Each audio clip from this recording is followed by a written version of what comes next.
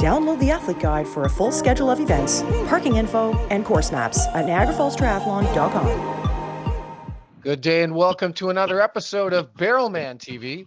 My name is Steve Fleck, official announcer for the Barrelman Triathlon and one of the announcers for the MultiSport Canada Triathlon Series. Today, my guest on Barrelman TV is the 2022 Barrelman champion. We're very pleased to have him with us on the show today. Taylor Reid. Taylor, how you doing? Pretty good. Just finished up some classes, so squeezing it in when I can. Having fun, yeah. Nice. Are you looking forward to being back on the start line in Welland and at that finish line, that epic finish line in Niagara Falls this Sunday at the Barrelman? I'm so excited. Obviously, had to skip it last year, but it's really, really nice to be back.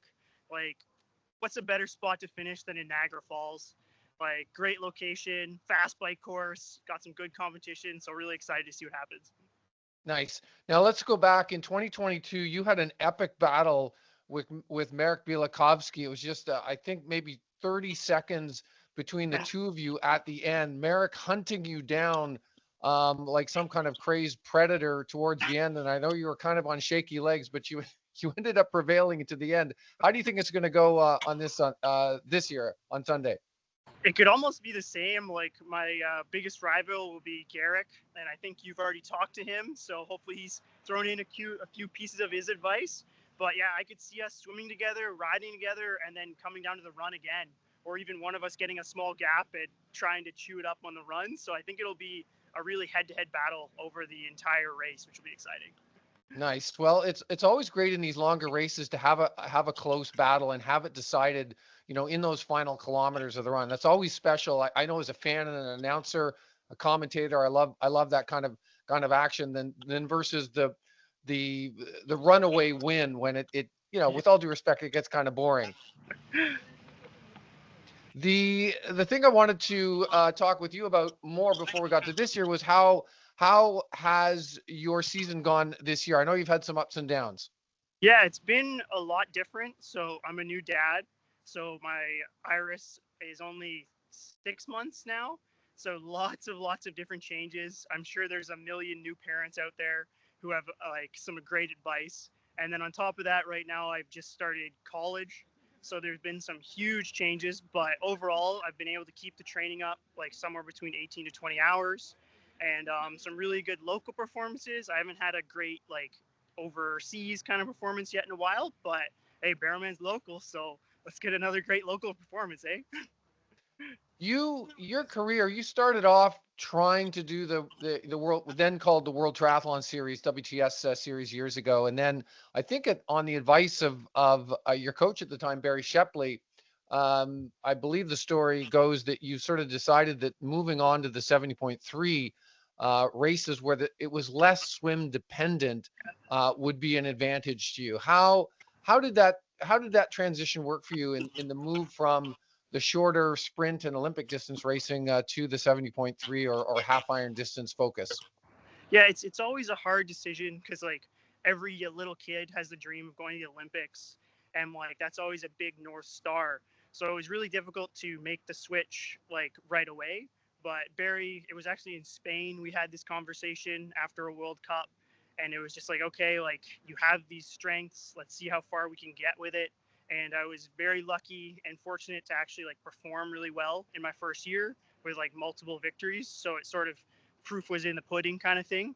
But it's obviously a big jump, and like trying to figure out what's like worlds is now your North Star, like what's the next like goal kind of thing. So yeah. What was the biggest challenge in going longer and going essentially from a 2-hour race or shorter to something that was, typically 4 hours or a little bit less? Yeah, I guess nutrition probably. Now that I really think about it, like the first 70.3, like I did not eat enough. And that's probably going to be a lot of people's first mistake if they're moving up in distance is it's like they either overeat or undereat or just don't really know what kind of like area it is. There's lots of like research now that shows like you're looking at like 300 calories an hour kind of is the ballpark on the bike and like less on the run. So that's sort of a good benchmark, and just like sort of finding what the effort's like. So obviously we're used to going like crazy balls to the wall for an hour, and then all of a sudden we have to change it to like, okay, we're out here for 4 or 5 hours, which is a huge sort of mental change. Yeah. I know you've stepped away from sort of the true sort of top level sort of competition with these big changes in your life recently. Is there one of those half iron distance races, 70.3 races that was, maybe a win, maybe not a win, I don't know, but was truly sort of memorable to you? You've been doing this for about 10 years. Yeah, probably the most memorable one was actually, it was St. Anthony's.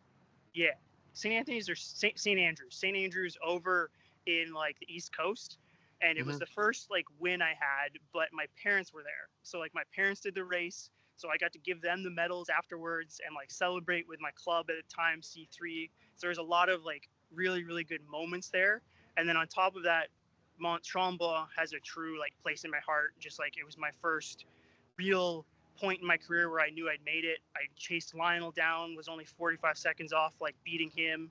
And that was a really, really big emotional point in my career. So it's sort of like the first check mark of like, oh, yes, I've made it. I can race with the big dogs. And then the second check mark was like having the family there to like witness like the event happen, which was really cool.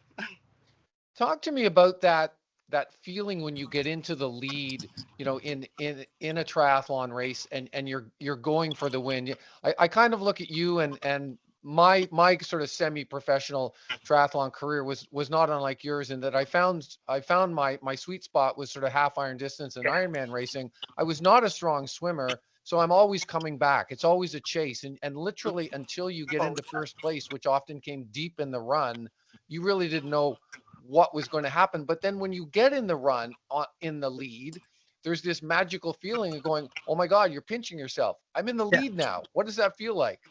It's nuts. Like, it's this weird, also delayed thing because it's not over yet. So even when you get to the lead, you're almost like, oh, I wish the race could end now. But you're like, no, I still have like 5K to go.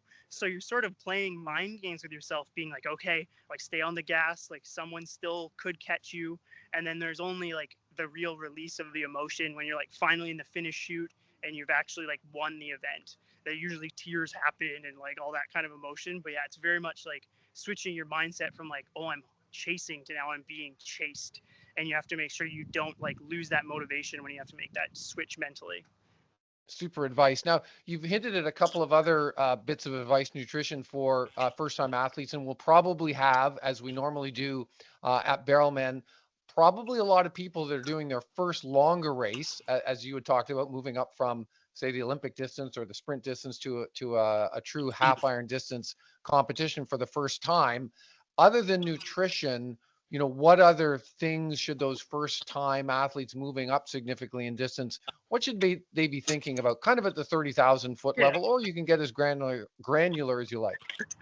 Yeah, like I'd say, remember it's still just a triathlon. Yes, it's longer, so you're gonna have to pace yourself a little bit more. So sort of have an idea of like what you've done in training, and you've done the 4 hour ride. Hopefully, you've done the like longer runs. You have a rough idea of your pace, so pacing's good. Don't go like crazy on the first 100 meters. If you're a pro, that's a completely different story. But for age groupers, yeah, like sort of settle in, find your groove, and like as much as you can enjoy it. Like when you're going like in the nice aero TT position and you're putting out great watts, be happy and like just enjoy the moment. Like when you're grabbing and on the bike in the run, make sure you hydrate. Like it's probably gonna be hot, so make sure you stay on top of that. But enjoy what you can when you're out there. Is there a part of the swim, the bike, or the run from your memories of racing there in the past and the win in 2022? Is there a favorite spot other than, of course, the finish line Yeah. that you like on this particular course? Because it does have many sort of memorable moments from Oh the yeah, it's swim got to like the bike to the nice run. little points. Like on the bike is pretty awesome because usually we have a tailwind, so usually you can get like some sweet pushes going along like the roads and catching that and like hopping across the little bridges. It was like really deep into the race for the bike where you get to go along the river's edge.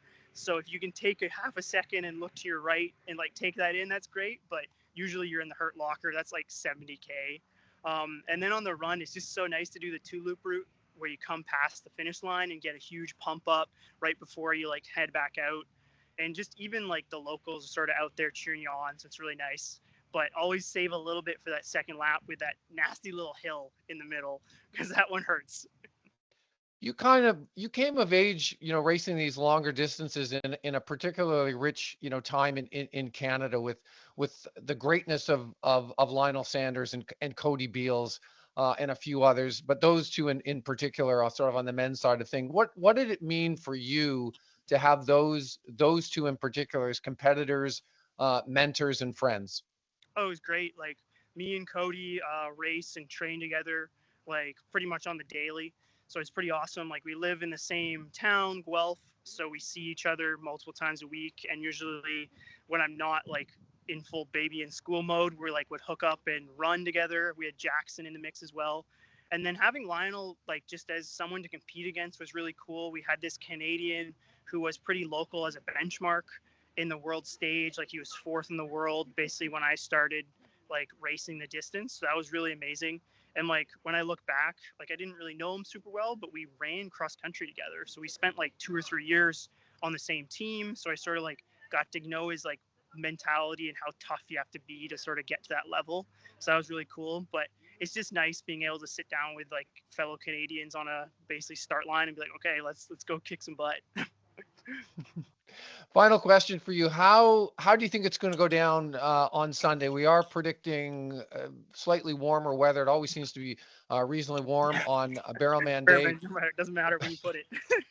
Exactly. We think it's going to be cold, and we've actually, if it was last weekend, it would have been freezing Yeah. cold. But it is predicted to be warm on Sunday. Final thoughts and predictions from you, Taylor, before we wrap up. Yeah, I think it's going to be a good day. Like my training's been going well.